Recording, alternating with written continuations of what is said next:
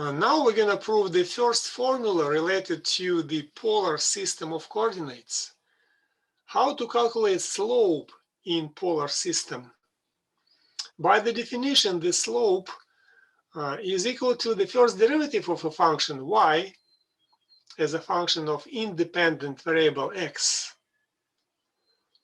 Let's start with the relation and connection in between polar and rectangular system of coordinates. As we know, the x coordinate is equal to r times cosine, and y coordinate is equal to r times sine theta, independent variable theta. So y and x and r in general, everything is a function of independent variable theta in polar system of coordinates. We are not given function y as a function of x. We are not able to calculate slope directly using original definition of the slope. So we're going to use this famous, simple, and very effective trick. We're going to treat this derivative, this ratio, as a fraction. We're going to use our algebra 1 skills. We're going to divide numerator dy and denominator by the same quantity, d theta. Okay, that's a legal operation. We can do it. And then also we can plug in the expressions for x and y in terms of theta.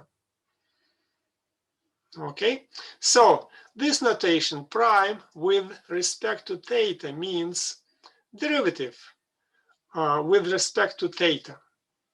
And this is the formula we were supposed to prove. And we're done, actually.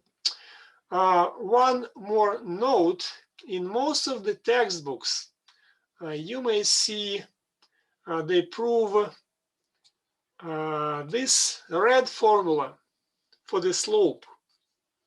What's the difference?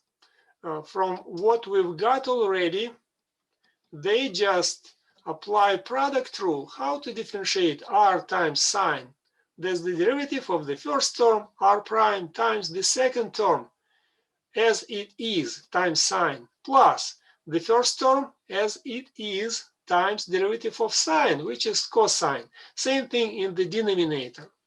But in practice, this formula happened to be not so popular.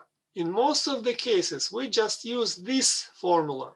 And that is the suggested way to approach applications problems while doing your homework or solving problems on the test using just this formula.